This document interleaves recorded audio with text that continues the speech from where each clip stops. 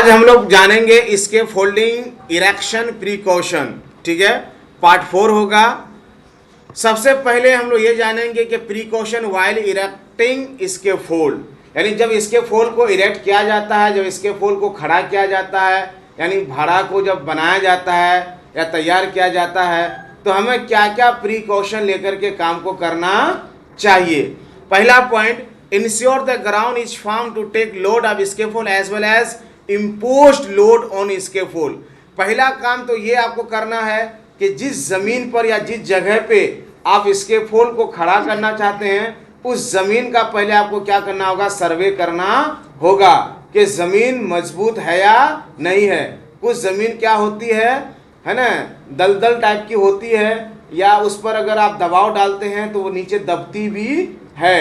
तो ये आपको इंश्योर करना है। दूसरी बात ये इंश्योर करना है कि इस जमीन पर इसके फोल्ड जब हम बनाएंगे और इसके फोल्ड के ऊपर जब हम लोड डालेंगे, तो एक इसके फोल्ड का लोड, एक मटेरियल का लोड, एक जो आदमी उस पर चढ़ के काम करेगा उसका लोड, ये सारा लोड क्या होगा, कैलकुलेट होगा। और कैलकुलेट होने के बाद तब जमीन यानी सॉइल जो है, तब उसको हम क्या करेंगे, अच्छे से जांच करेंगे कि ये सॉइल इस पूरे लोड को झेल पाएगा या नहीं झेल पाएगा। पहला मेरा ये रहेगा, जब भी हम इसके फोल्ड को क्या करेंगे, इरेक्ट करेंगे यानी खड़ा करेंगे, पहला पॉइंट। दूसरा point, clear the area of all unwanted material. यहाँ कहना ये चाहते हैं कि जिस जगह पे आप इसके फोल्ड को खड़ा करना चाहते हैं, वो पूरी जगह में आपको साफ सफाई पहले करना होगा। यानी अनवांटेड मटेरियल का मतलब वहाँ कचरा हो सकता है, पाइप गिरे हो सकते हैं, ईंटें हो सकते हैं, पत्थर हो सकता है कि नहीं, अचरा कचरा होता है ना, तो उसको पहले क्या करेंगे, अच्छे से हम पूरा साफ करेंगे एरिया को। ठीक है, लेकिन ये पॉइंट यहाँ नहीं लिखा है, आपको हम अपने तरफ से बता दें। और जितने एरिया में आपको स्कैफोल्ड बनाना है उससे 4 फीट और बढ़ा करके अगर जगह है तो आपको बैरिगेशन कर देना है, बैरिगेट कर देना है। ठीक है, और वार्निंग साइन भी डिस्प्ले कर देना है ताकि कोई भी अनऑथराइज्ड आदमी उसके अंदर इंटर ना करे। थर्ड पॉइंट है कि wear gloves and other necessary protective equipment. कहना ये चाहते हैं कि जो भी इसके फोल्डिंग बनाने के लिए वर्क कर रहे हैं, सबको हैंड ग्लव्स पहन करके ही काम करना चाहिए। समझ में आ रहा है, विदाउट हैंड ग्लव्स काम नहीं करना चाहिए। अलावे इसके जो नेसेसरी पीपी है, जैसे सेफ्टी शू है ना, सेफ्टी हार्ड हैट है, सेफ्टी गॉगल्स हैं, ठीक है, ये सब। उसके बाद फुल बॉडी हार्नेस है, अगर ऊंचाई 2 मीटर से ज़्यादा होता है तो ये सब नेसेसरी पीपी के साथ ही काम करना है। चौथा पॉइंट है कि safety belt shall be worn when working above 2 metre height. The length of the belt rope should not be exceed 1.6 metre. ठीक है, यहाँ कहना यह चाहते हैं कि जब भी हम लोग काम करेंगे और वो काम हमारा जब जैसे स्कैफोल्ड जैसे जैसे बनाना शुरू करेंगे तो धीरे धीरे उसकी हाइट क्या होगी, बढ़ते जाएगी, इंक्रीज होती जाएगी। तो 2 मीटर से ज़्यादा जैसे ही उसकी हाइट हो जाएगी तो वहाँ से फॉल फ्रॉम हाइट का क्या होगा, चांसेस होगा। तो वहाँ हमको क्या लगाना है, पर्सनल फॉल अरेस्ट सिस्टम लगाना है, जिसको फुल बॉडी हार्नेस कहते हैं।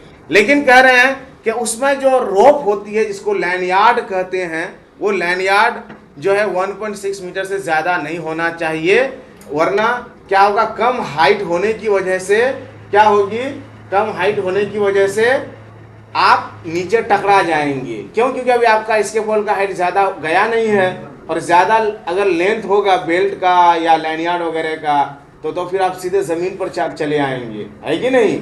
रूल क्या कहता है कि जहाँ सेफ्टी बेल्ट को एंकर किया जाए, यानी जहाँ हुक को आप फंसा रहे हैं वहाँ से लेके नीचे तक 6 मीटर क्या रहना चाहिए, क्लियर रहना चाहिए। अंडरस्टैंड, सबको पता है। क्यों? 2 metre lanyard, 1.5 metre shock observer, 1.5 metre body, कितना हुआ 5 मीटर, 1 मीटर सेफ्टी मार्जिन की वजह से क्या रहना चाहिए, खाली रहना चाहिए। तो टोटल कितना होना चाहिए, जहां एंकरेज पॉइंट है वहां से लेके नीचे तक 6 मीटर हमारा क्या होना चाहिए, क्लियर रहना चाहिए। इसको याद रखिएगा। अगला है हमारा 5वां point, ensure that only correct size spanner is used. क्योंकि हमको इसके फोल्डिंग को कसने के लिए क्या करना पड़ता है, क्लैंप का यूज करना पड़ता है। और क्लैंप के अंदर क्या होता है, नट बोल्ट होता है। तो नट बोल्ट को कैसे कसिएगा, स्पैनर से। स्पैनर को हिंदी में पन्ना कहा जाता है, पन्ना, यानी इसको हम लोग रिंच कहते हैं, ठीक है, नट कसने के लिए। तो सही साइज का आपको रखना है। जैसे मान के लिए नट 8 का है तो आपको वो भी 8 का रखना है। अगर नट 10 का है तो भी 10 का रखना। अलग अलग साइज का स्पैनर रिंच वगैरह आता है, तो सही यूज करना है। अगला है 6ठा पॉइंट के ensure that the correct type of है ना कपलर है ना और फिटिंग आर यूज्ड। फिर यहाँ कहना ये चाहते हैं कि जो पाइप होता है ना, उस पाइप का जो डायामीटर होता है, उस डायामीटर के अकॉर्डिंग ही कपलर को यूज करना चाहिए। ऐसा ना हो कि कपलर छोटा हो, पाइप का डायामीटर ज्यादा हो, या पाइप का मीटर डायामीटर छोटा हो और कपलर का डायामीटर बड़ा हो, तो एग्जैक्ट बैठेगा नहीं, वो टाइट नहीं करेगा। तो इस बात का भी ध्यान रखना है। 7वां पॉइंट है कि use inspected material by certified supervisor. इसके फोल्डिंग में जब हम लोग इरेक्शन के लिए जो भी मटेरियल, जो भी पाइप्स, जो भी कंपोनेंट्स, इक्विपमेंट, पार्ट्स यूज करेंगे, सारा का सारा इंस्पेक्टेड होना चाहिए। और इंस्पेक्टेड किसके थ्रू होना चाहिए, कंपिटेंट पर्सन के द्वारा इंस्पेक्टेड होना चाहिए। अगला पॉइंट है कि the use of the safety belt for all employees is obligatory when working on above 2 metre height। यहाँ कहना चाहते हैं कि जब इसके पोल की हाइट 2 मीटर या से ज्यादा हो जाए तो सारे वर्कर्स के लिए ये मैंडेटरी हो जाता है कि बगैर सेफ्टी बेल्ट के पर्सनल फॉल अरेस्ट सिस्टम या फुल बॉडी हार्नेस के काम नहीं करेगा। ये मैंडेटरी हो जाता है, ठीक है। Always put a warning sign board stating not safe for use with red X mark while erecting dismantling of scaffold। यहाँ कहना ये चाहते हैं कि जब स्कैफोल्ड आप खड़ा करते हैं, ठीक है, तो आपको एक टैग लगाना पड़ता है। टैग पर हम अलग से आपको पढ़ाई कराएंगे, टैग के बारे में आगे आएगा।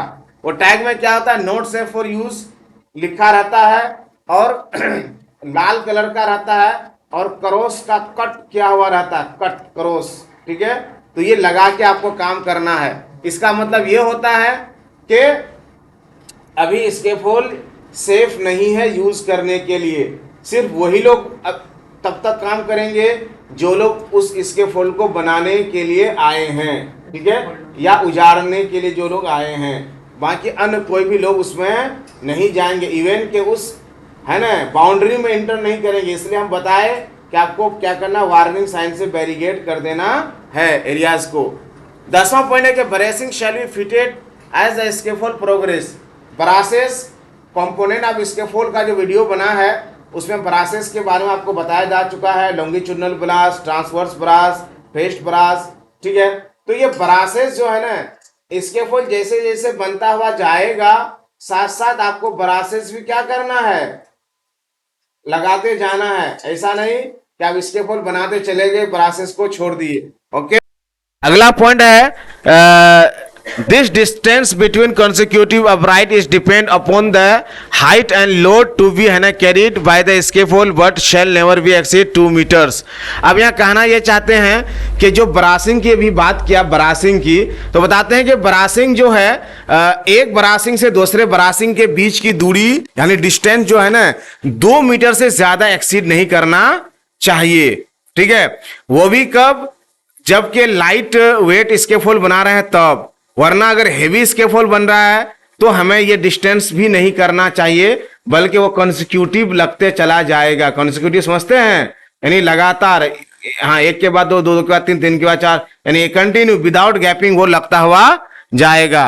उसके बाद अगला हमारा पॉइंट है 12वां पॉइंट कि every working platform shall have guard railing है ना fitted 10-50 mm above the platform level Also, knee rail and toe rail shall be fitted 5 to 5 mm and 80 mm above platform. Actually ये guard rail की बात कर रहे हैं, जो already components of इसके फुल जब पढ़ाया गया था, वहां बताया गया था, फिर से एक बार आपको हम क्या करते हैं, रिमाइंड कर देते हैं।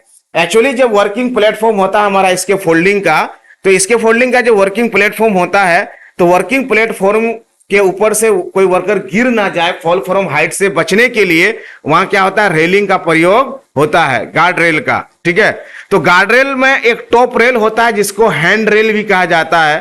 ठीक है, तो हम बताए थे अप्रोक्स 1 मीटर होना चाहिए, तो यही बात है लिखा यहां 1050 mm, यानी 50 mm ज्यादा जा रहा है तो थोड़ा सा, लेकिन देखिए कोई वहां इंची टेप लेके तो नापेगा नहीं बैठ करके ना, तो अप्रोक्स क्या किया जाता है, कमर के ऊपर आमतौर पर उसको लगा दिया जाता है, यानी कमर के ऊपर वो होना चाहिए।